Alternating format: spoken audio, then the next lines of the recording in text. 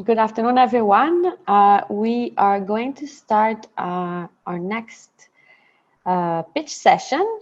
Are going to be very busy. Actually, asset registry end up being a very popular panel, very popular topic. We have 7 presentations for today from different Caribbean companies, but overall, I think we had 50-something companies pitching over these 2 days, and 75% of these companies are from the Caribbean. So many are saying already that they are quite impressed about what is happening in the Caribbean. So it is very exciting. This afternoon, just to mention a little bit about the logistic, I will soon introduce our moderator for this session, and after her introduction on the topic of asset registry, we will then have each company presenting for 10 minutes, and after their presentation, after all presentations are completed, we will go to a Q&A session. We will first ask the problem owners who submitted a challenge during the call for challenge to ask their questions, and then the stakeholders in the Zoom room can raise their hands to ask additional questions. And we're also going to send to the moderator questions coming from the Facebook Live that is happening right now. So we will be starting in a few minutes. Just to comment that also that there's a hashtag for this presentation, which is BII for Blockchain Innovation Initiative, so BII Barbados. And there's also another one for hashtag Compete Caribbean. Also to mention that all these presentations will be available, are actually being recorded, so they will be available on our website after the event. And then at the end of the day today, I will actually be presenting our call for proposals, which has the funding attached to it. So in the meantime, the presentations are there to foster knowledge sharing. And if you want to listen about the presentation about the overall Compete Caribbean Blockchain Innovation Initiative, the presentation is also on our website. So at this point of time, I will introduce you to a pearl in the Caribbean, Kristie Powell. She is a technical advisor for digital transformation for the government of Bahamas, but also most recently also in Barbados. She will be introducing the topic for today on asset registry. So Kristie, the floor is yours. Cool. All right, so good afternoon, everyone. This session of the Blockchain Symposium will look at blockchain as a technology and its uses in the registration of an asset by governments for the asset registry, with a focus on vehicle registry and land registry. Recall in early days of telecommunications where everyone wanted a fixed line at their house. You would literally have to call and make an appointment and then stand on a long line to process a bill payment, for example. The telecommunications industry revolutionized, and that revolutionized that to an area where you no longer had to be at home to make a phone call. It changed for where you could use a device that fits in the palm of your hands while on the road. And then the mobile industry kind of changed and took a shift to where you can process a payment from that same device. Today, one of the oldest regimes and traditions of passing assets from generation to generation can be revolutionized using the blockchain. This will be a very disruptive way to the way that this type of activity is done today. Because so many paper-based records still exist, and us being prone to natural disasters, sometimes you can't find a deed or some other form of a paper-based document, and that leads to frustration, which is often guised as a complex activity, but it's just because of a lack of transparency and automation within our government systems. A good example would be to think about a father leaving a piece of land to his 3 daughters. And then one day, those girls finding out that they have a brother who's claiming ownership, or a brother who worked hard all summer to purchase a car, and years later, he gets his first real job and wants to hand over ownership of that vehicle to his little sister, who's now learning how to drive. These are all examples of how an asset registry can be used.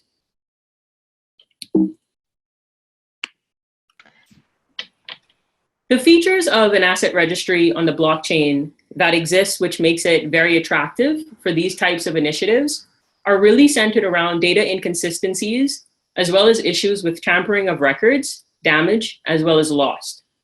So information is entered once, starting an asset's digital record, so that other agencies that rely on that data only have to verify it.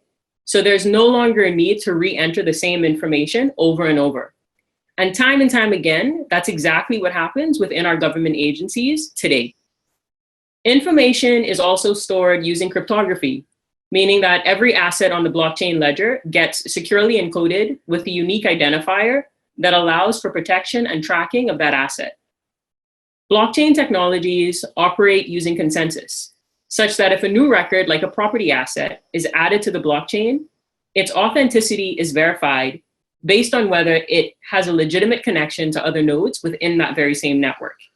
We can also check if that property or vehicle has already been registered or entered on the ledger before.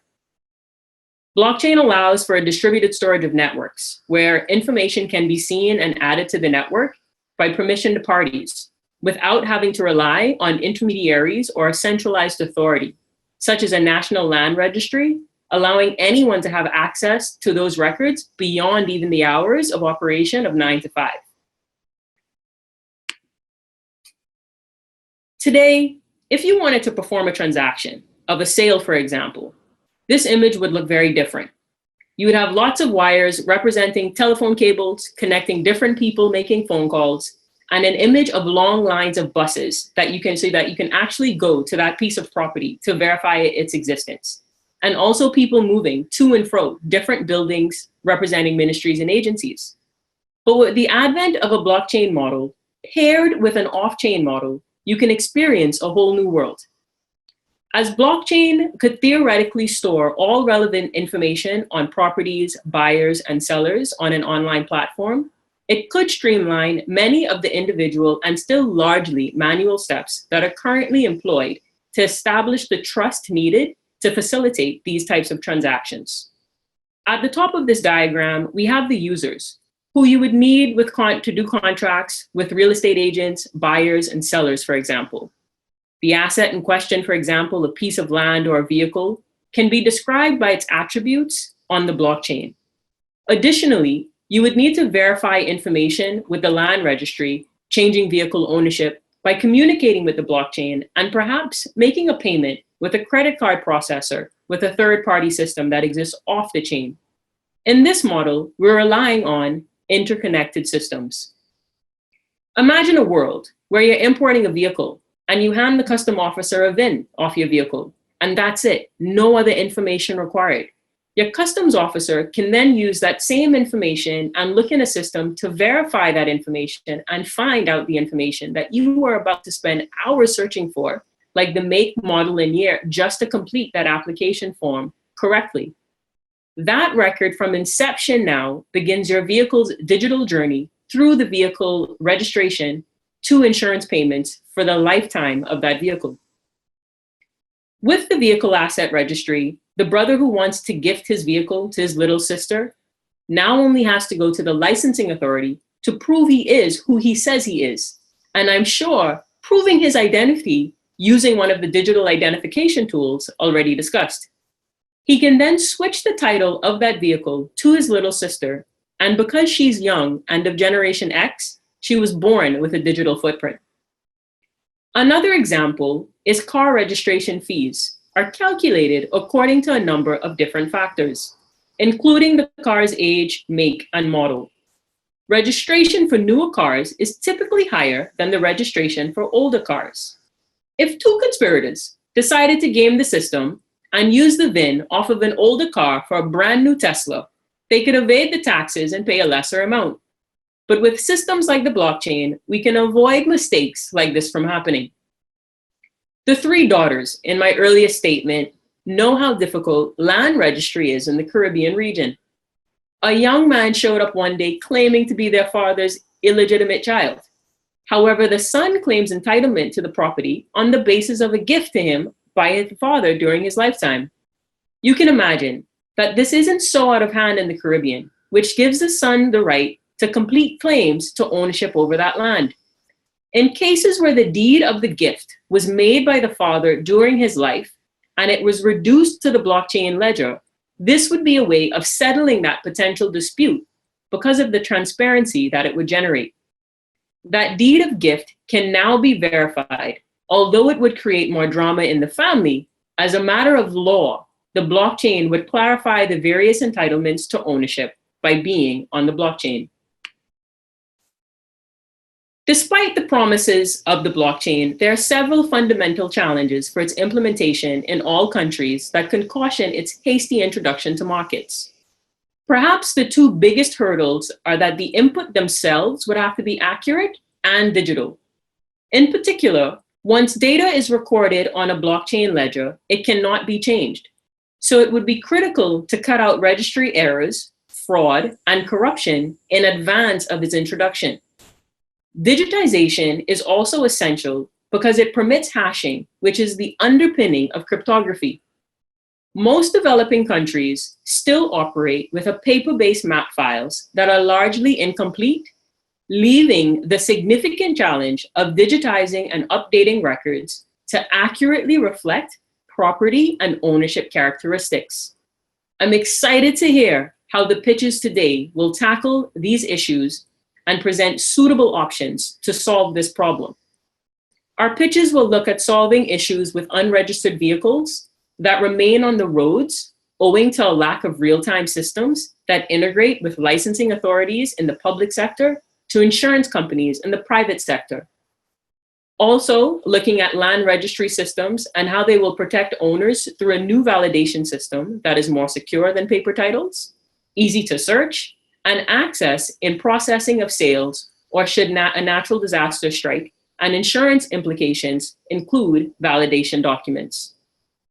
Governments should nurture and encourage this type of thought process.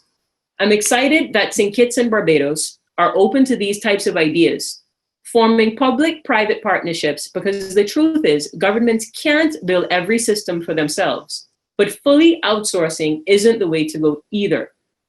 This sort of engagement allows them to have a hand in the product development from inception, so they build a product that their citizens want, putting the user first. Let's hear from our pitchers and how they are imagining the future and preparing to fill the gaps. Wonderful, excellent, Kristie. This is a very educational, great introduction to the topic. So do we have our first presenter on the call? Our first presentation is supposed to come from Cari, if I'm not mistaken. Are they on the Zoom room, Siobhan, already? I don't see Cari. I think we might need to start with Consensys. They have always bumped before. So is Consensys on the in the Zoom? So we will ask you to unmute yourself and turn on your camera. Okay. Hi everyone. Can you? Yes, we can hear you. Great. Fantastic. Thank you for the opportunity to present today. My name is Linda. I'm representing Consensys, talking about our asset registry solution. So for those, I mean, I think a number of our colleagues have done a couple of presentations already today. So very briefly, we are based globally. We are 700 plus blockchain experts who are committed to using blockchain across various industries to leverage the power of decentralization, but also other aspects of blockchain around transparency and forming an ecosystem where participants can really get value from the use of the technology. In terms of the partners we've worked with the Inter-American Development Bank, we've worked with the European Commission and a number of global partners and regulatory authorities around the world. So this is such a pleasure to be speaking to the governments of St. Kitts and the Barbados and of course the Caribbeans as well about the asset-based registry solution. So first of all, just to talk about the opportunities, it was interesting listening to you, Kristie, because a lot of the the pain points you talked about are some of the things that we've recognized. I think one of the key things is when it comes to asset registry, how do you have like a trusted, how do you have access to trusted data that is tamper-proof and that can be verified across various participants that need to consume that data? The key challenge, of course, like you mentioned, is managing paper documents. And how do you, across the life cycle of that asset, how do you transfer documents, and especially when they're in paper from one person to the next, from one asset owner to the next. And so the process of digitizing these documents is a core part of what we are proposing. And of course, how do you trust the identity of the asset as well, right? So how do you know that this asset, you talked about switching the VIN, which was quite interesting. How do you trust that, the identity of this asset is really what it claims to be? And how do you trust the identities of the owners as well? So these are all aspects that we're going to cover as part of our proposal. Essentially, what we're saying is, having a blockchain based platform that focuses on core principles around decentralized identity and verification of credentials would definitely help to reduce fraud as part of, will help to reduce fraud within the system, and also helping to connect ecosystem participants from regulators through to market players, whether for vehicles, whether that's insurance providers, or for, for land, in the case of land or property registers, whether that's, a loan or mortgage provider to the developer of a property. These are really core principles that a blockchain-based platform can help to fundamentally address. And so some of the benefits, speaking about real estate, one of the key benefits is about helping to eliminate title frauds, as you've already explained. It's across the Caribbean, in places like Africa, as an example, and in other emerging economies. It's quite a pandemic, the fact that, not a pandemic, that's taking into consideration what's happening right now, but it's quite a problem. The fact that, lots of people are kind of like stripped or robbed of their rights, their birthright or their inheritance, because someone else is more powerful than them and has more gravitas than them, can go and influence the government authority or government official to change or to forge records. Having titles that are very clear, that are anchored on blockchain, helps to provide, the reduction of this type of occurrences. For the vehicle registration, again, having titles that are associated to an asset that also connects to the insurance companies will help to prevent mismanagement. And so what we're saying here fundamentally is, really a blockchain platform helps to connect the market players right across the value chain. So when you're talking about vehicles, right, from the manufacturers who are actually building these assets, registering them on the platform, through to connecting them through distributors, for the market participants, whether you're a buyer, you can trust the assets that you're buying because you can see the historical record, the provenance of this asset. And also for a regulator as well, when an asset has been updated, when an asset has transferred hands, because you can monitor all the data in relation to that asset. Similar would apply for the similar scenario will apply also for land registry solutions.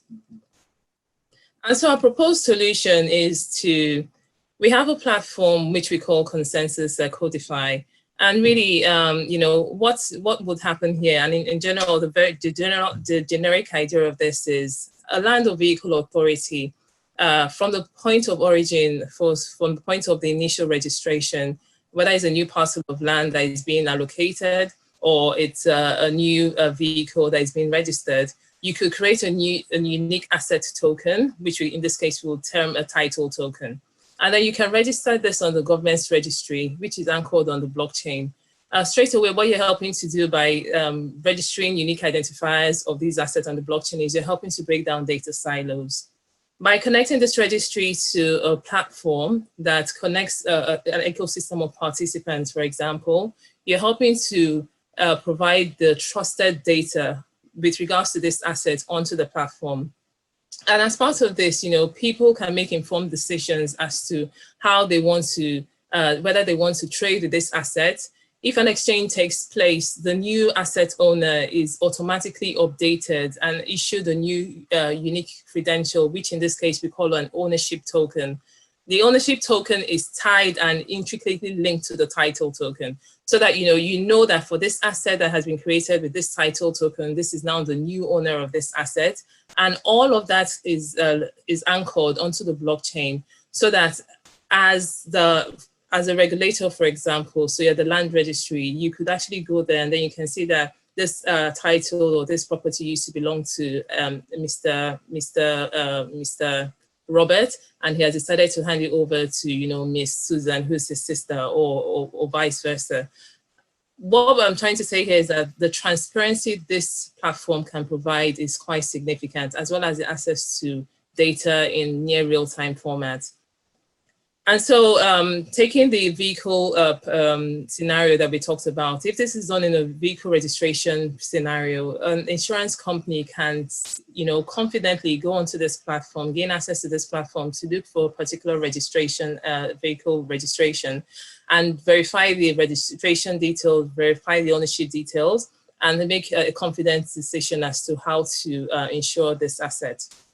So again, the platform, this kind of platform provides various benefits, including transparency, reduction of fraud. It helps to optimize also the processes, because what's happening here is that if you have a trusted way of verifying individual identities using these digital identity solutions that we're proposing as part of this platform, then you don't always have to, upload your identity as a user of this platform. Your identity is stored safely and securely in some database, and then people who need access to that information, whether you're applying for a mortgage from your bank or is your lawyer who needs to verify the conveyancing details, can have easy access to this type of data. Again, when an asset changes hands or any information is made to update the asset, all parties are notified. For a government and a regulatory perspective, it helps to provide a clear audit trail and clear access to market data. In terms of our expertise, we have global expertise, and we have deployed this solution and similar solutions across the world, starting from Dubai in 2017, where we were strategic advisors for the Smart Dubai City project. In Singapore, we have demonstrated the end-to-end conveyancing process. Similarly, in India, in France, we have a live platform that digitizes and tokenizes real estate assets for real estate funds. In the UK, we've worked with the UK Her Majesty's Land Registry, where we've helped to, provide technical expertise, but also demonstrated a prototype around how you can create a title token that links to a property asset to help that and create that trail of audit across the life cycle of the asset. And in the US as well, we have tokenized property in Brooklyn. So how would this work from a front-end scenario? Let's just walk through this. Initially, what you have here, we talked about the government registry, a database that connects to the marketplace. And so let's say this is a marketplace. The marketplace pulls information from the government registry, anchored on chain. You can trust the data. And as a property developer, I decide to fill in some additional details about the property and the asset. As a buyer of this platform, I decide I'm interested in the spacious condo in the gated community. Please wrap up. You have 30 seconds. Okay, fantastic. And so I can view here all the blockchain transactions that are occurring on the platform. I can view the sale terms. I can view the document management solution here. I can make a request to the land registry or the regulator to approve the exchange of the title. And finally, here I can see all the transaction details that have happened on chain. This is how a high-level architecture would look like. Again, we are very happy to deploy this. We are able to deploy this on the LAC protocol, on the LAC blockchain network that has been deployed, constituting all the major components that we talked around: identity management, document management, and reference data. And that is our presentation around our assets registry solution. Finally, we can help to build more products on top. This kind of platform fundamentally provides the background for you to provide more additional functionalities on top of that to help to build out the marketplace in more detail. Thank you. Wonderful, Linda. Thank you very much for your presentation. Very interesting. Thank you. Thank you, Annie.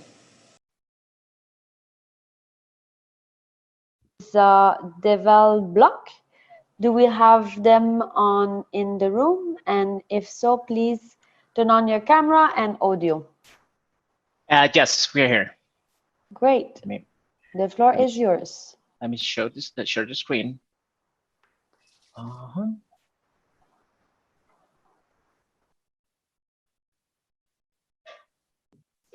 Okay, can you see my presentation? Yes. Yes, we can see it. Okay, thank you. So hello, we're DevelBlock, a Latin American software development company with experience in blockchain projects, blockchain, government solutions, banking, insurance. We're also located in Guatemala City, and we understand the working context of Latino and Caribbean governments. So today, we have our proposal is focused on the land property for proof of property and market traceability. So the challenge that we have seen is that the government are going through challenges of digital transformation of processes and also digitization of documents and records. Therefore, the need to develop solutions on top of bureaucratic processes that should provide immediate access to different users, both public and private. The main problem to these developments is the user adoption when drastic changes are proposed. So these problems are part of the Land Registration Office or ministries and needs to be focused on giving the government and the end users control, traceability, and transactionality for each point in the chain. So once again, the challenge is not easy, but we trust in our proposal based on experience with Latin American government agencies, which allow us to propose a solution that does not completely change the process. Rather, we will adapt it to the current workflow, bringing greater efficiency that would facilitate user onboarding without the need to change the current scheme completely. So I will start with our proposed workflow in our blockchain path and explain each of the steps. So first of all, we know that the property registration requires legal support. So we're not avoiding this point of the process. Rather, we start with the requisition of the current required documents that guarantees the registration in the chain of the property or properties. Each asset will have a public key assigned by each owner. But to ensure proof of ownership, they will have to attach a legal confirmation. These documents are the same documents that are already required and endorsed by the government registration offices. We're not taking we're not taking the lawyers out of the workload. We're keeping them into the flow. So that means we will guarantee the trust of the change by having a traditional legal proof attached. We're always arguing about how can we ensure that A equals A and not C. So in this next step, our use role is to the public registration entity. As we mentioned in the previous step, the document already required by the registry office will be the same ones attached that will legal validity to the public key is assigned to each property by each owner. The office will validate the documentation and activate the registration key of the assigned properties, creating records for each transaction in their own platform, meaning all activated and non-activated keys will generate a record in the chain to enhance traceability. Once the registration of the public key to the requested property has been created, the registry office will notify the activation of the key, and the owner will be able to manage their approved keys in the web or mobile application. At this step, we already gave the owner approval of his properties. So we believe the empowerment of the owner is one of the keys in our solution to integrate other actors in the chain. As we saw in the previous presentation, in the introduction, how do we empower the users? Since it would allow the owners to delegate the commercial management of any other type of interactions within their properties to trusted entities, whether public or private. So let's move on to the other actor within this chain. We have identified a key user in this flow, and they are the real estate sellers, who manages the sales of assets and generates business opportunities. So we're talking right now about the other user roles will be commercial ones. One of the challenges for the real estate agents is to give the right guarantee that is eligible to sell these properties assigned. For that, the property holder will be able to generate authorization keys to different sales channels, either group of individuals. Each channel will have its commercial public key linked to the list of the keys generated by each property for selling. On the other hand, the seller of the channel will be able to give the guarantee of proof of ownership to the potential clients, and that he has the right to commercialize them. Thus, we are avoiding scams, unnecessary intermediaries, and transactions guarantees. Okay, so the other use case that we have identified, and it's based on the same kits, is how do we check and trace other type of property records, such as vehicles? Our proposal integrates different solutions under the same workflow that allows other actors to access the necessary data to verify the property, authenticity, and fiscal or legal solvency of each asset. In this scene, the user's law enforcer could request the owner of the vehicle or the driver to verify its ownership by using a QR code from his mobile device or PDA. That will access the database and extracts the assigned key from the chain and could interact with the other databases to complement the information displayed. This key can be assigned to different users, as we saw in the example of the real estate user, if the vehicle is rented or given as a loan. The driver is not necessarily the legal owner, but it needs to give proof that he is authorized by it. And he will be able to do so by showing his key via QR code. So we're not only dealing with property, but also how do I manage properties that are not mine, but are given to myself as a loan. So wrapping up our conclusions is, at the end of this process, at the time that we're delegating the ownership of this asset, whether we're selling it in the event of a sale or a simple transfer of ownership to a relative, another third party, the process is repeated. As the previous example is like when a sister is given a car or a house to his son. So at the beginning, we mentioned that we do not seek to change the current process to ease the user adoption, but work on it, but make it more efficient. So we need the legal backing that guarantees this transaction and allows the old key to be removed from the property registry and the new key to be generated by the new owner, which can start managing their new properties in the chain. So now we can wrap up our conclusions. First, our solution does not seek to change the flow, but use it in a more efficient way. Since we know the hassle it could be to force the user to a total new process, mainly in government processes. Second, our solution focuses in the adoption of various user profiles, not only the registration entity owners, but also commercial profiles, such as insurers, construction companies, banks, real estate, etc. Third, we empower property owners to manage their own assets efficiently and safely. Fourth, we guarantee business transactions by assigning necessary rights through the property management chain through the keys assigned.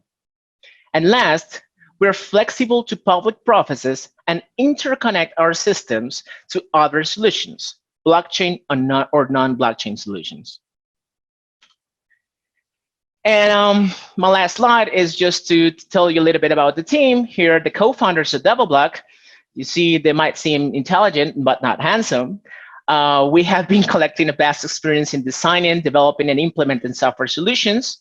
For these kind of solutions, we rely on our experience in different projects within the government offices in Guatemala and El Salvador. We also have been designing solutions for the Central American banking sector and Colombia.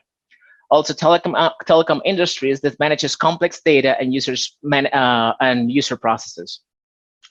We're very focused as well in promoting blockchain knowledge from meetups to beginners. And we are also part of the blockchain faculty in one of the most prestigious private universities in Guatemala City. Also, one of our members is a huge collaborator of the EOS mainnet launch. So as you can see in the picture, and it has opened a bunch of development opportunities for DevelBlock. And thank you very much. I hope Wonderful. Thank you very much, Ted, for your presentation. That was excellent. Now, we'll move to the next one immediately, which is from DIAGON. Is somebody from DIAGON here? If so, please turn on your camera and unmute yourself. Hi, Annie. This is Brett. And I have Suresh as well with me. Wonderful. So go ahead. Okay, great. So good afternoon, everyone. My name is Brett Ramirez, and I'm one of the co-founders and director at DIAGON. DIAGON is a Trinidad-based company specializing in emerging technologies. So the likes of mobile, blockchain, robotics, etc. So we're here to talk about blockchain. So, sorry, I didn't introduce my co-presenter. So my co-presenter is Suresh Jagannathan, a good friend of mine, one of the co-founders of Lynda, a US-based company specializing in blockchain. So between DIAGON and Linda, we've been able to successfully pilot a number of projects within the Caribbean region. Okay, so Richard, just hop to the next slide.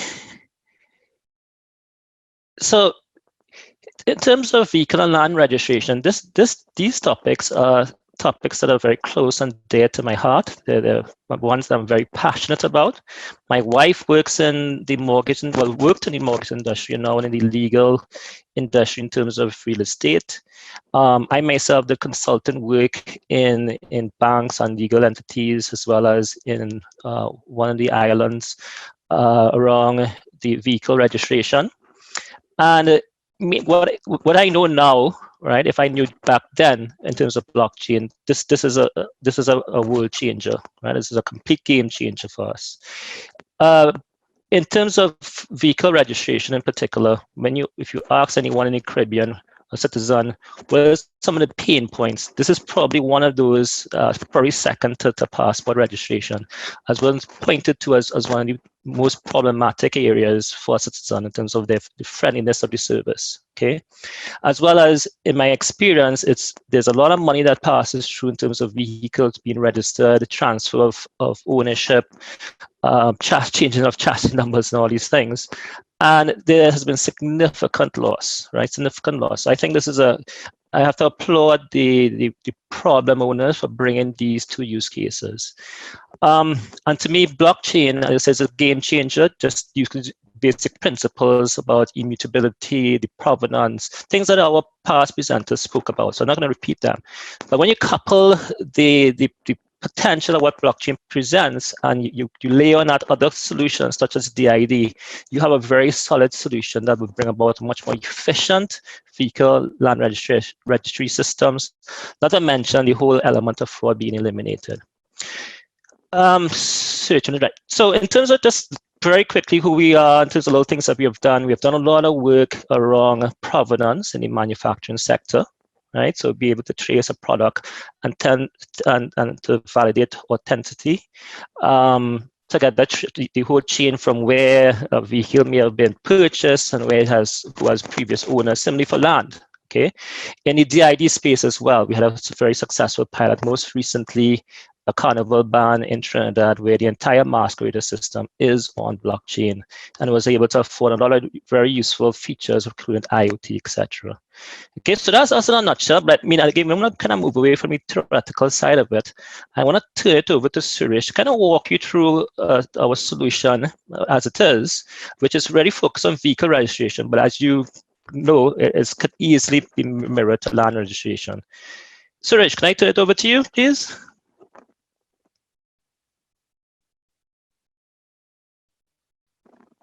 Suresh, you might be muted. Yeah, sorry, Brett, I was on mute. Oh, thank you, Brett. And Kristie, it was a very well summarized problem statement. So we're going to show a demo and we are going to address two challenges. One is the traceability of the vehicle. Other one is the transfer of ownership. So what are we going to cover in the demo? Aiden is a person who owns a Nissan Note car and he has got the verified credential in his wallet, and Aiden sells the car to Frank. Now Frank logs on to the Barbados government, applies for the registration.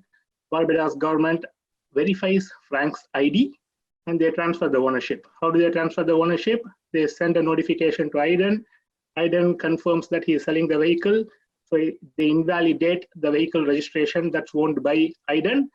Immediately at the same time, Frank gets the verified credential for the vehicle that he bought. Frank receives a smart sticker. He scans it. He is able to see the entire provenance. And as Brett said, the asset example, is a vehicle, but it can be applicable for any type of asset, including the land registry. I'm going to go to the demo. Are you able to see the screen? Yes, we are. Cool. Now, there's going to be, starting now, there's going to be two wallets. First one is Aiden, second one is Frank. Now, Aiden has got 3 credentials issued. One is the citizen ID, second one is the driver's license, third one is the vehicle registration. That's the vehicle registration. That's a Nissan Note, that he owns at this point in time. You're able to see the QR code, which is active. Now, here are the details of the vehicle. And how these credentials are assigned to the wallet, that's something which we showed yesterday. We are not going to repeat that. These are verified credentials signed and accepted by IDEN. Now, if you look at Frank Worrell's wallet, he does not have the vehicle registration because he doesn't own that vehicle yet. Now, IDEN decides to sell the vehicle to Frank, which is the Nissan Note. Now, Frank logs on to Government of Barbados portal. He is proving who he is to the Ministry of Transport. He's sharing his credential. Now, Ministry of Transport wants to retrieve his digital ID. Now, Frank is sharing his digital ID with Ministry of Transport. He agrees, provides consent.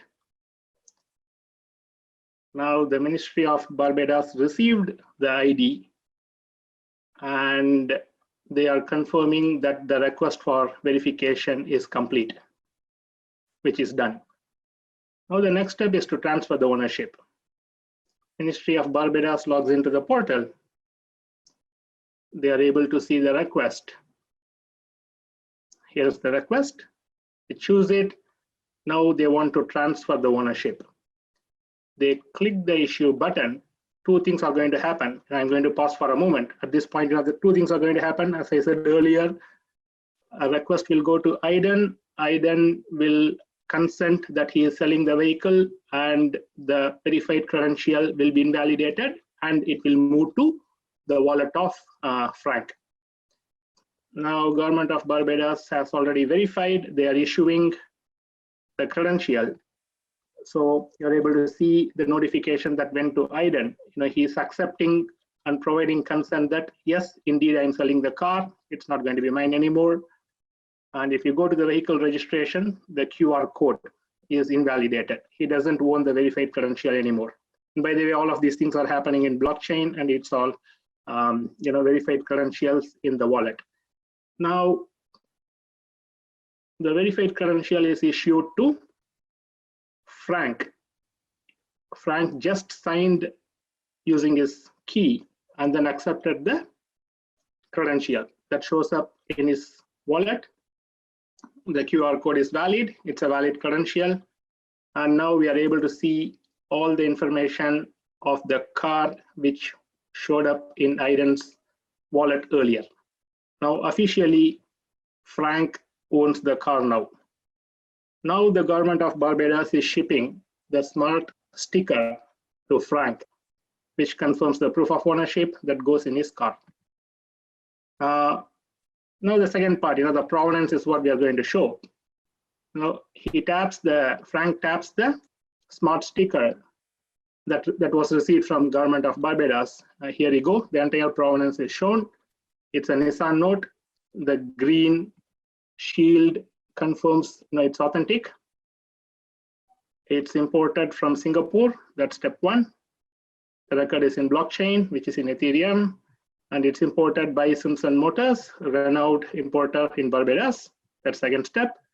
Third step, IDEN's ownership. And the final step is the ownership of Frank.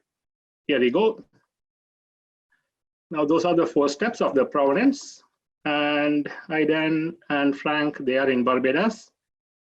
Just as an example, we are able to show the transaction real time in Ethereum blockchain. There you go.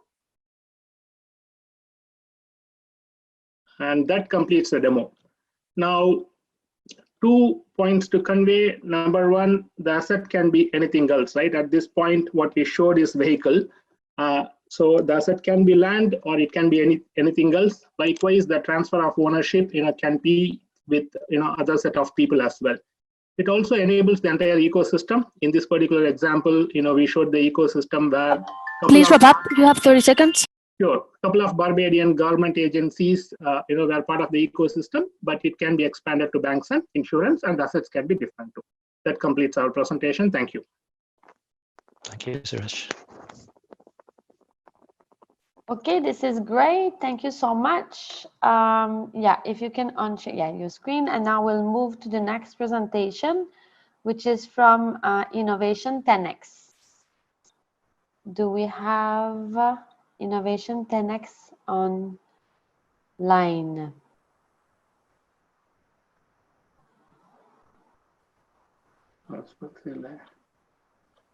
That's Sheldon, I think. He's nobody from Innovation 10x online. Well, therefore, then we will move to the next presentation. The next company presenting is PwC. Somebody from there?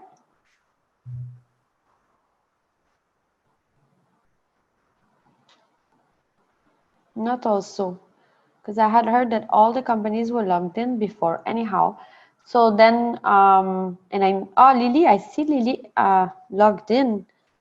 I don't know if Lily wanted to present since the other two are not available. Siobhan, do you know if the other companies are there? I haven't. I had seen people logging in, but it seems that some of them either they removed themselves or they were removed from the call. I'm not quite sure. The representative from PwC was there from. Sorry. The representative from Innovate was there, but I believe that we will have to perhaps have Lily do her presentation if she's ready to go. Lily, did you want to do your presentation now? Because I thought she was on the road. I see she's logged in though. Well, otherwise, if we don't have the other companies, we can move straight away to the Q&A session.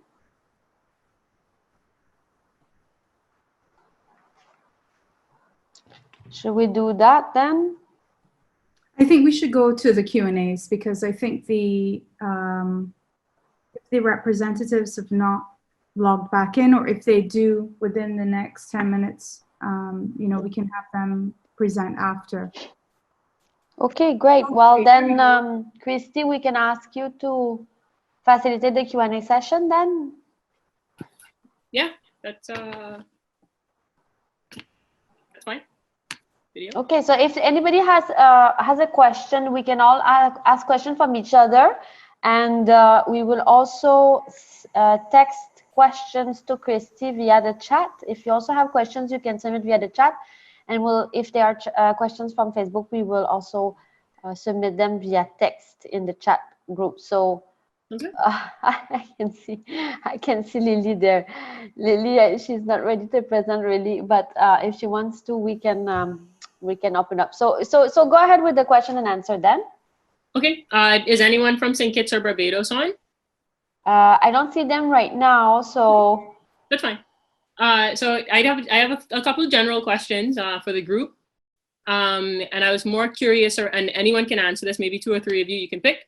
But what does implementation look like with any of your products? In the sense that how do you envision integrating your product stack or your tech stack in the government's portfolio?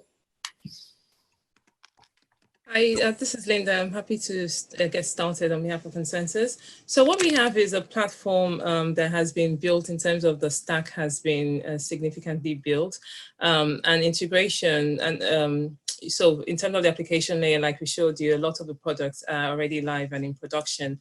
And the reason why is to make it easier for the adoption of the platform.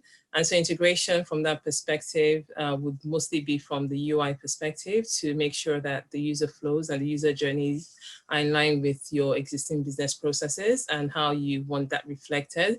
But really the core back end of the product stack has already been built. Again, leveraging blockchain, we can easily connect that to the blockchain network if that's a requirement for the blockchain network. So it's really on the front end level that additional customization work will need to be done to integrate that to your existing network and of course to your database as well.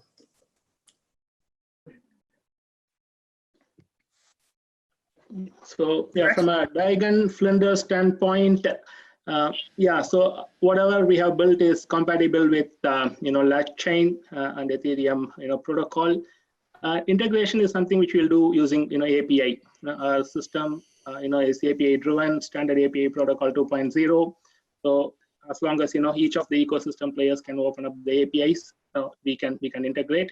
That's straightforward. And we use W3C standards, for our verified credentials, decentralized ID. Okay.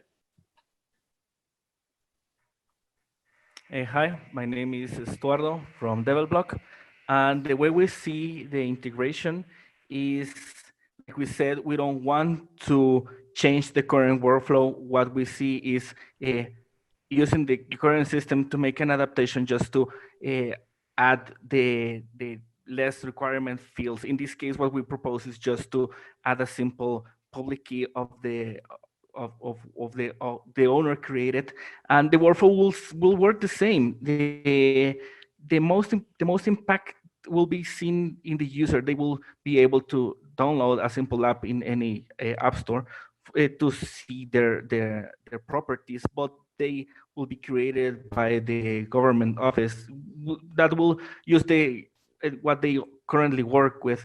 And working as a software developer for 20 years, we see that adaptation is a very common process. And working with government agencies, we've seen that this will require some time. And in that step, we do have experience, and that's the only way to go. Okay. A lot of the solutions that have been put forth are requiring the existence of information to be there already.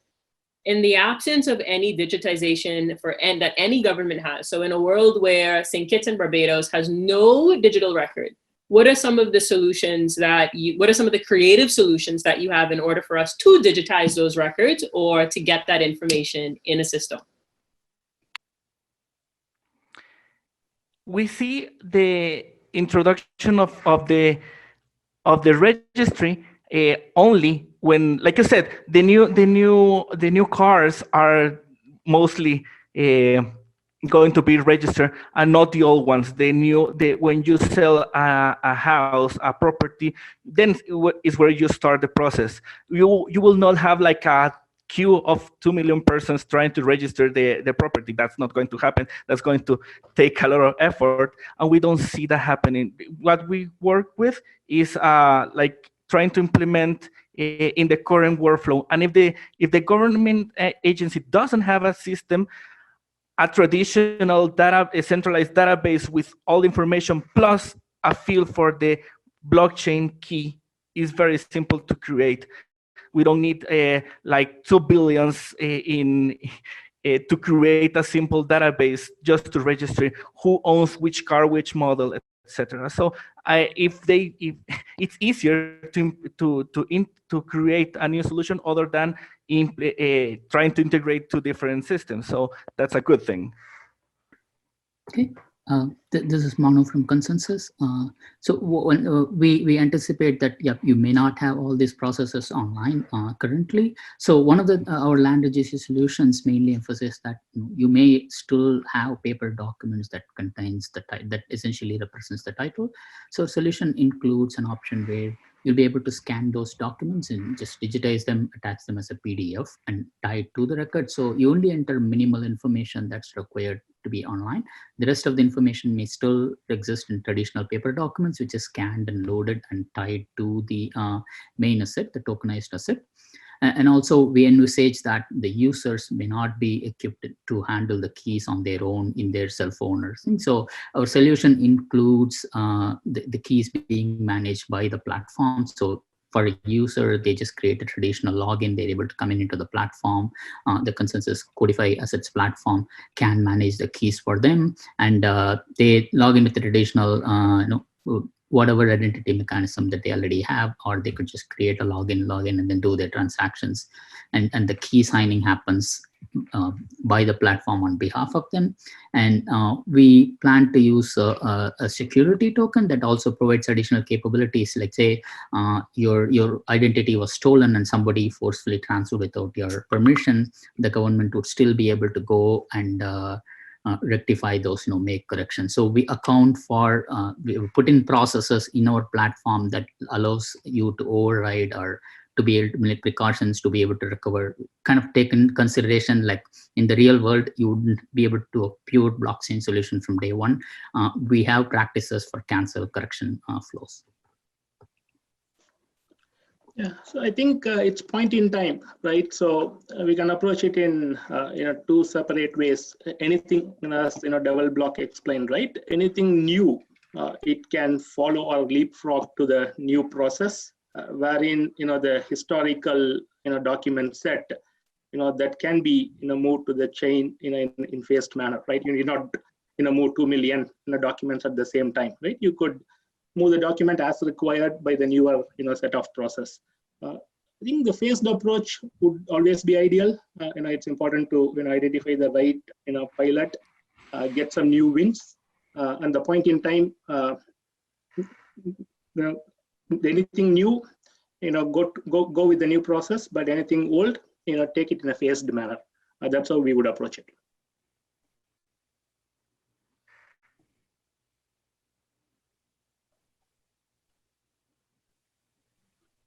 You're muted, Kristie.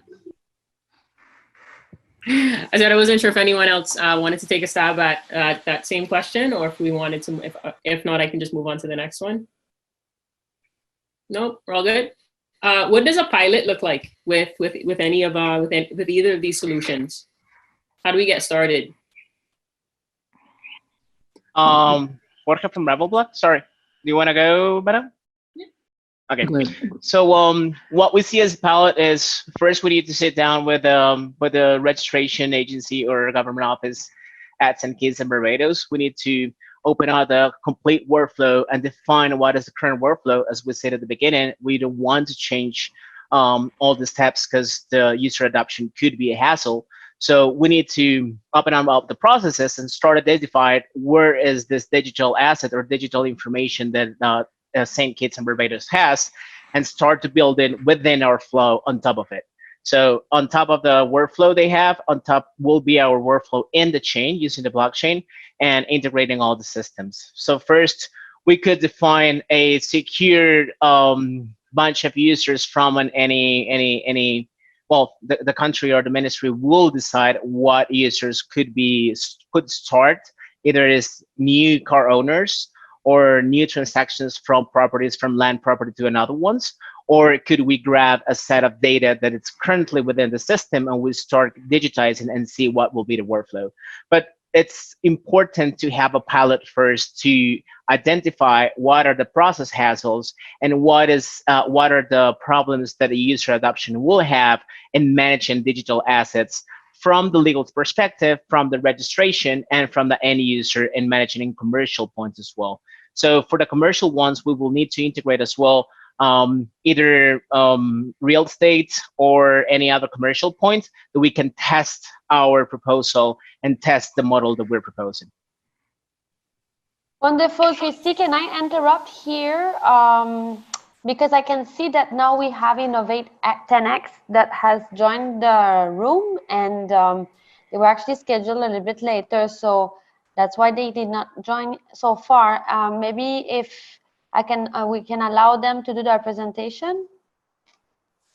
So I see Jason on the line. Hi, good afternoon, everyone. Go ahead. You can turn on your camera and do your presentation. Sure. Hi, I'm Jason and Sheldon here from Innovate 10X. How's everyone doing today? Great, thank you. Okay, let me bring up that presentation. So in the meantime, what time do you guys want to start? Well, we started at 1 o'clock. So we had already 1, 2, 3, 4 presentations, and Yep. we had started the Q&A session. So if you're not ready, we can continue with the Q&A, and you can join us later. I'm actually ready. I just wanted to know at what time are we starting the 10 minutes? We start when you're ready, if you're ready soon. All right. Let me bring this up. Let me open Zoom. Let me share a presentation. And you guys see my screen? Wonderful. Yes, excellent. Great, Awesome. go ahead. All right, so hi everyone, my name is Jason Scott. This is Sheldon Poe, who's the CEO of Innovate 10X. I'm the manager of markets and commercialization there. And today we'll be talking about one of our products, JPEN. So JPEN is Jamaica Property Exchange Network, and we're looking at it as real estate as a service. Oh, hold on, there we go. So JPEN meets the UN Sustainable Development Goal number 11 by making cities and human settlements inclusive, safe, resilient, and sustainable. What we're ensuring from the implementation of JPEN is that we're allowing access to everyone for adequate and affordable housing, so that everyone can have somewhere to live. And it's also reaffirms the commitment that everyone has the right to housing. So what's the issue right now in real estate in the market? It's a long process that nobody really is not very transparent, particularly in developing countries. You know, the average closed sale time in Jamaica here is 90 to 120 days. There's no process, there's no centralized process, there's no clear instructions as to what to do. So we don't know how many properties are being sold in real time, how many properties are being leased in real time. A lot of the operations are paper-based, so we have people losing paper, losing track of where they are in the entire step. And you have duplicated data and a lot of redundancy there. So you might have someone applying for a mortgage and they're going to be needing to use the same information to fill out to send to a realtor. And it's a lot of up and down on the road because there are a lot of different industries and buildings that you'd have to go to and meet with different people to get this done. Also, is that a lot of the participants in the industry are very fragmented. So you have developers, the banks, the lawyers. In Jamaica, we have the National Housing Trust, which aids in doing housing. The insurance companies, sellers, buyers, and classifieds, as well as the surveyors. So, you know, there's not much collaboration between the various parties, and it's very, you know, labor intensive and time intensive. So another part that not many people focus on is that it's a high cost and it's very risky to participate as a buyer and a seller, because seeing as though you don't have much information about the market or how, you know, the value of the property, particularly in the market, you can't really say if you're getting fair price for the property or the real estate you're looking for, as well as high participating costs. So you're looking at deposits, you're looking at processing fees for loans, processing fees for surveyors, valuation reports. It's very hard. And in an industry or in a country like this, there's not much trust when it comes to the market, because you could be susceptible to fraud. So what we've been doing is that we ideated around this, and we saw that the blockchain literally solves all these problems, because the blockchain, it provides trust in a trustless environment. That's the base of the first blockchain network, Bitcoin. So what we're looking to do is leverage the immutability, reliability of a blockchain network by optimizing sale and transfer activities of digital assets, in this case, you know, titles and money. And we're facilitating collaboration between the key entities so that documents can be shared between the various parties in a very transparent manner. And the innate benefit of using a blockchain is that all digital records are stored and are immutable, and nobody fully owns it. So everyone can see the process, and it's very transparent. So this is the overall setup of the blockchain network for JPEN. We have the buyer and the seller, and we have all the intermediaries. So in Jamaica, we have the National Housing Trust, NHT. We have eGov, which is the government's tech arm, which hosts some people's records. We have the stratas, which run the apartments. We have the realtors that sell the properties. We have the banks. We have the TAJ, which is the Tax Administration of Jamaica. We have the NLA, which is the National Land Agency, which holds all the registry and title documents and folio numbers for all registered properties here in Jamaica. And we have our lawyer network. So what JPEN does right now is that it makes the market more accessible and efficient, reduces participation and transaction costs, and it builds trust and confidence at the start. Because what we're able to do is to open up and make simple the process of, you know, buying and selling property and real estate, as well as renting property or real estate, by making the transaction, as I said, very transparent. So realtors are able to log in, list their properties, and set up a process around it. They're able to set up what documents are required before someone can make an offer on a property, or what documents are required upon acceptance of an offer of our property. Their realtors are also able to track the various properties that they have listed, as well as people who are looking to buy, sell, rent, or lease properties, they're able to see what where they are in that process. So it's allowing all of that. So what we've done so far is that we've researched blockchain and best practices. We've reached out to the various stakeholders here in Jamaica, and we've understood the process that they have, and we've digitized most of those processes, and we've distilled those processes down to an MVP. And we've done an alpha launch with a soft test with realtors, property developers, as well as banks. What we're doing right now is that we're finalizing our pilot. Sorry, see a chat message. 4 minutes, thanks. We're finalizing our pilot details so that we can partner with banks to sell foreclosed properties and realtors so that they can use it for the day-to-day transactions. We're looking at establishing relationships with mortgaging entities so that they can do mortgage pre-approvals or mortgage applications on our platform. We're also building out an auctioning platform, which was a big ask by some realtors and the banks.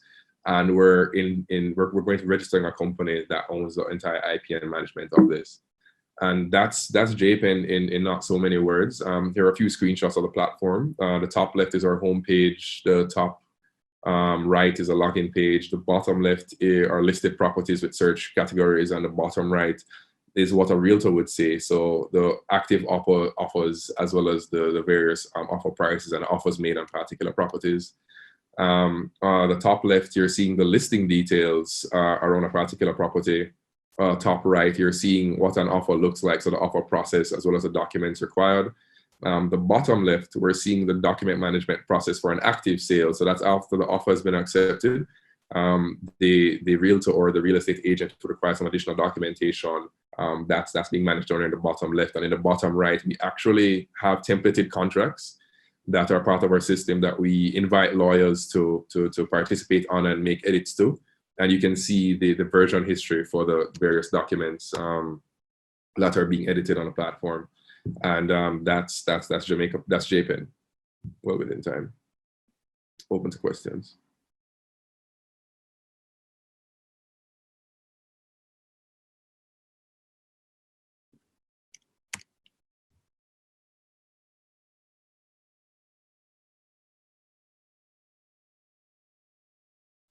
Any questions? So we're just having general Q&A. I don't have any specific questions for you. I don't know if anyone from the audience does, but we'll continue on with the Q&A unless there's someone else that Annie, you'd like to present. Lily, maybe Lily, if she wants to present. I know that she's been very busy with her startup during COVID, running around, but she does have a presentation that she would like to share with us, even though she doesn't have the PowerPoint. So Lily, you wanted to share your idea. Let's see if she's muted. Can you see me? Yeah, 1 second. We will need to ask the Innovate 10X to stop sharing their screen. Yeah, you can see me? Yeah, we can see you walking. Okay, sorry, take off my mask. Give me 1 second. Okay, guys, thank you so much for having me, and I'm sorry about the conditions. Usually I'd have a presentation, I'd be able to show you my software of what we have. I really liked the presentation that Jensen just did. It really outlines a lot. So I'm a lawyer by profession. I've been in the real estate space a long time, but I've also been in the, sorry, can you see me? Can you see me? We can see your finger. Oh gosh. Right, okay, sorry, here we go. There we go. So I've been in the real estate space a long time, and what we've been building with Rexy, and we've just temporarily, well, not temporarily, we're working on a COVID emergency response for food because we had all the tech and all the team available to build something to be able to distribute food in a quick, efficient manner. That's a real problem that we're having right now. But anyway, that's a different story. And we're in crisis, we're just in crisis control right now. But with Rexy and with what is happening in terms of, right now we've recognized that a digital transformation is required for the region like never before, and this will it's so good in many ways for our businesses because people are really standing up and recognizing, okay, now's the time, because it was the time last week. So with all of the cloud banking solutions, cloud banking and blockchain digital solutions are the future of real estate transactions, are the future of transactions. Rexy is a real estate syndication platform, crowd investing platform, which basically enables people to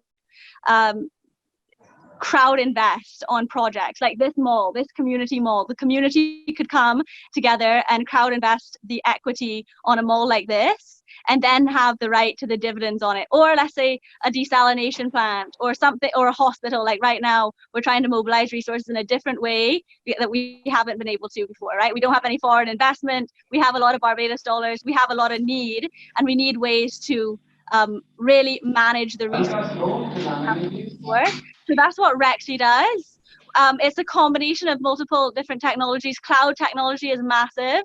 We need cloud technologies because we need to be able to integrate into banking systems that currently exist and mobile systems that currently exist. But blockchain, in terms of digitization of assets and being able to store those records of that real property somewhere that is trusted and safe and decentralized, right? In the way that like the registry is pretty centralized, but it's decentralized in the fact that everybody trusts it, and it's a point of call. So recreating that in a cloud type system is what we're working on. So right now we have the technology available for to upload projects and to start financing projects and equity in that way. We have our portals available, and there is still quite a bit of integration to go in terms of the APIs and banks.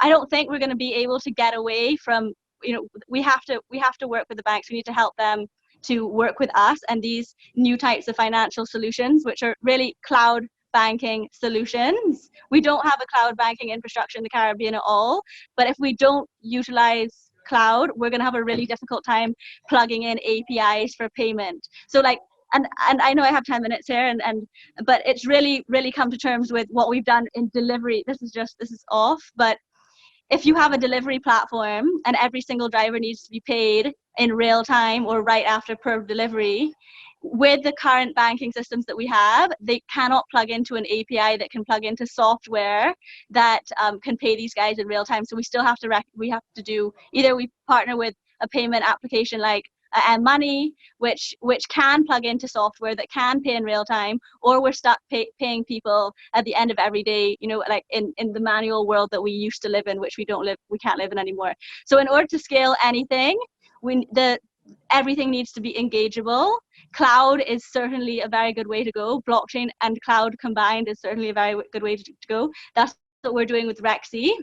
But we're starting to see cloud banking solutions pop up in North America and be very, very successful. Wealthsimple being one of them, being able to create deposit accounts in the cloud. And then once we have those deposits in the cloud, we're able to have higher interest rates, because we're even, things like dark stores, we're going to have dark banks. There's not going to be a need for those to have those high real estate and expenses to run these banks. So we'll be able to offer interest on our deposit accounts, but also just able to syndicate deals in a much more efficient, less costly way. And that's what we're doing with Rexy. So just to recap on Rexy, it's a real estate project syndication platform, which enables communities to invest in each other in just a more collaborated approach, which we haven't seen before. Wonderful, Lily. Yeah, this is great. Considering the situation, we love to have you on presenting. So if you can stay, Lily, Kristie is facilitating a question and answer session. So you can ask questions. Ask me all the questions you want. In terms of the cloud banking, we're starting to see larger banks in Canada, and I have people on my team who have actually built banking infrastructure and cloud banking infrastructure, especially for large institutions in Canada, the big Canadian banks, and that is really necessary down here. We need to move on that, but collaborating and then they can work together. Then we can get the traditional and the future, and it can work together in a way that we can actually bridge the past and the present and the future in one, in one fluid method that we can actually create value. You know, it's not just a pie in the sky idea. We can actually do it now, and we can integrate, and we can offer value into the lives of people right now.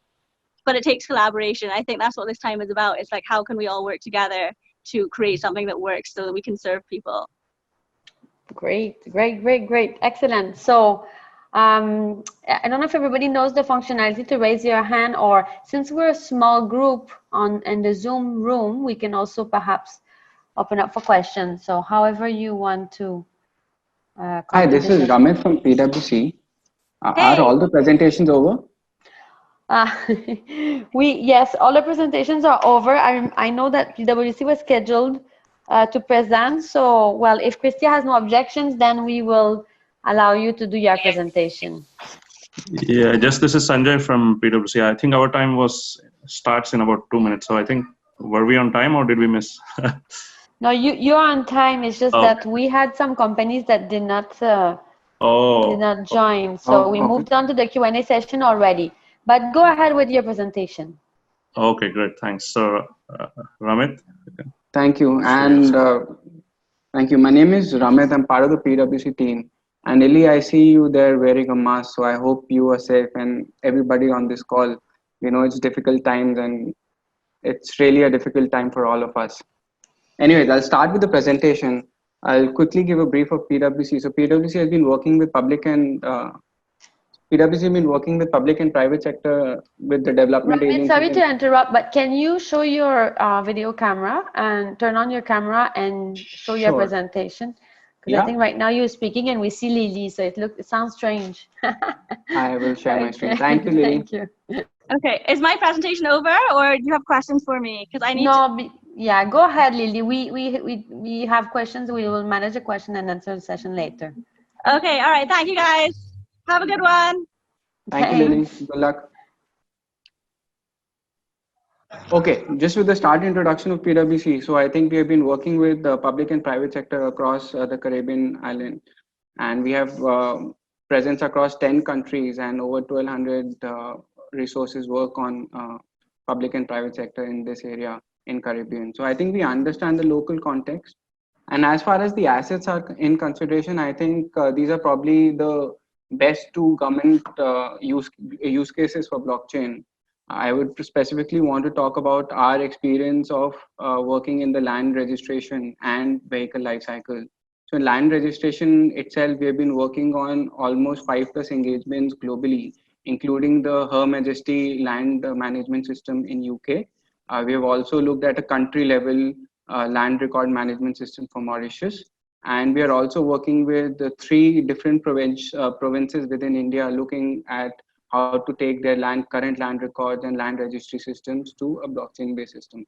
So I think as far as land is concerned, we have moved beyond theory and we understand the nitty-gritties, and we can really take the solution to enterprise scale level.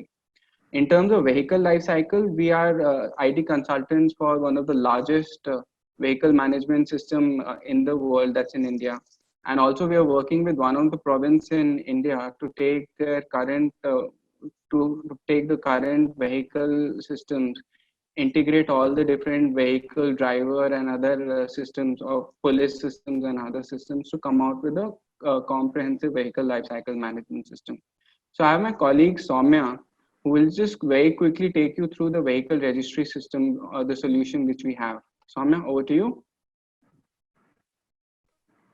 Thank you, Ramit. Hello, everyone. This is Soumya. Just one small thing. I'm not able to turn on my video. If that's okay, I'll just continue. I will just. You want to turn it on or you don't?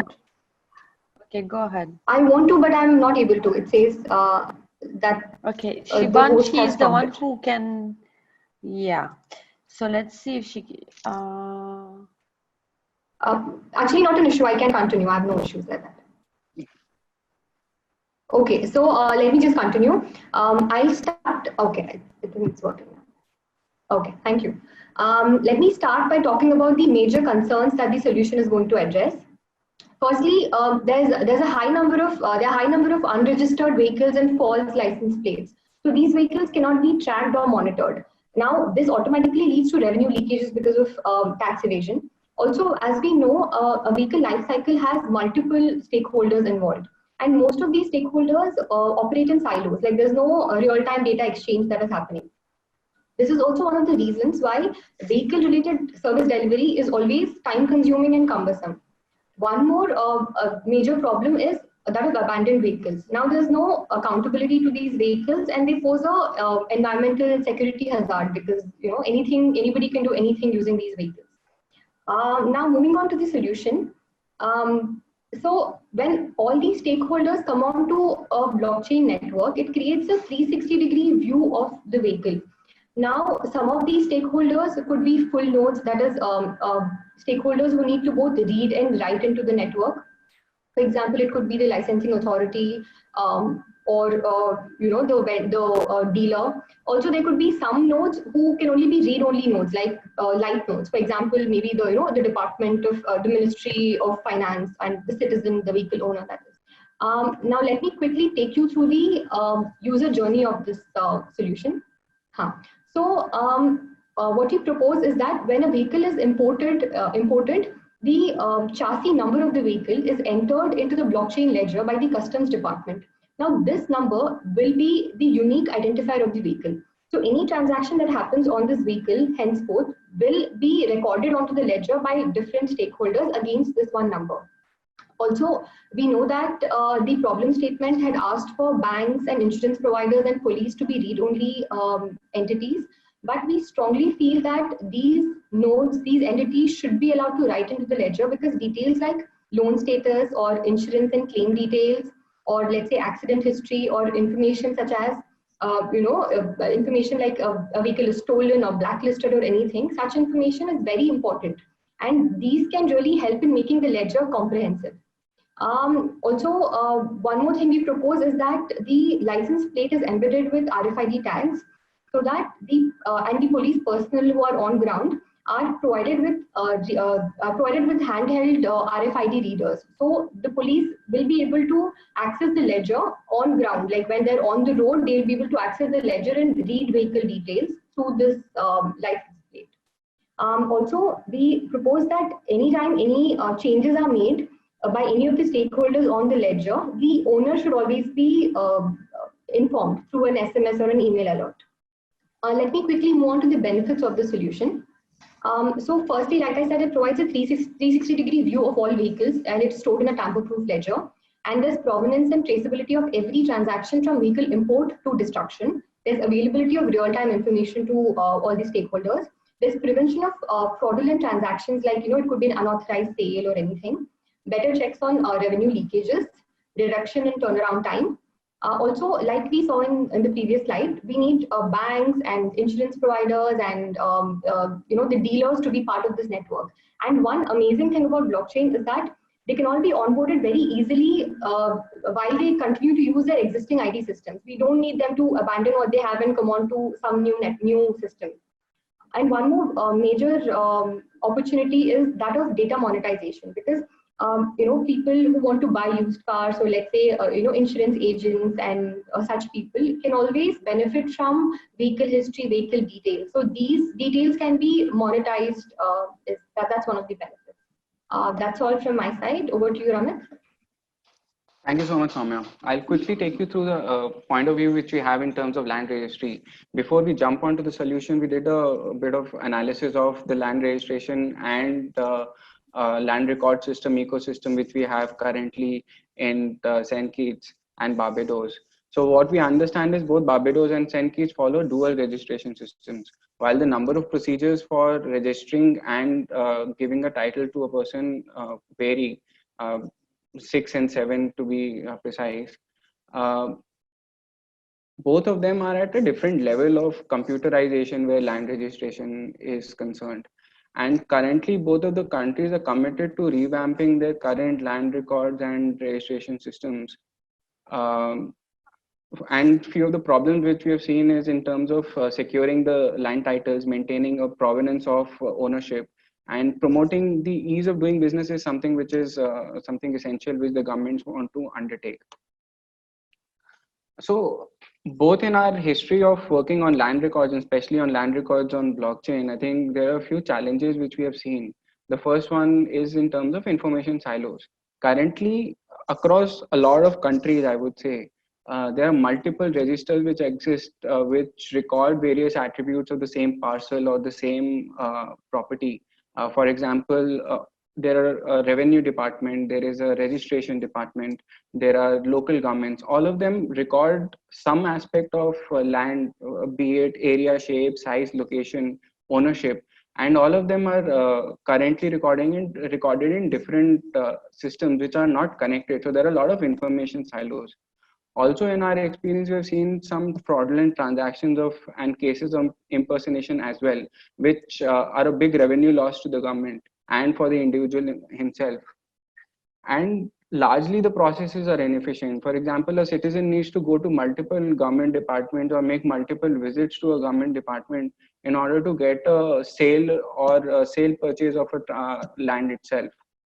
So what we are proposing is a blockchain-based system where different government departments come over a common network, be it the land registration department, the revenue department, and other key departments such as the valuation department, and even the citizen come on a common network of a blockchain-based network, and they are able to share certain aspects of land records among themselves on a real time. Very important is here. Please wrap up. You have 30 seconds. Sure. Very important is how do you map identity with the land details, so that we have a point of view on that as well. So without going through details of this, what is important that there are different systems which are brought together on a common network, and ownership, as soon as a registration is done, all the different systems which are there as part of the network get modified with the real-time information of the land recording, such as ownership, area, shape, size, location. There are a lot of benefits to it. The most important benefit is of such a solution is clear, definite ownership of land records, and also it increases investor confidence, which leads to increased revenue to the government. Also, through a lot of smart contract based automation, we can make the process very efficient and come out with a system which provides a clear proof of ownership to a citizen, so that before a citizen is sure that the land which he owns will not be transacted without his or her consent. So I think in terms of experience, I've already talked about, we are working for land records, we are working across multiple countries as well. So we are working on 3 national level land registration systems and 2 provincial systems within India. And in terms of vehicle registry also, we are working on 1 large scale implementation within India, and 1 we are looking at moving vehicle life cycle, coming out with a 360-degree view of vehicle within one of the province in India. I think that's it. Thank you. Great, thank you. I'm so happy we had all the presentations done. So I think now we will continue the Q&A session. So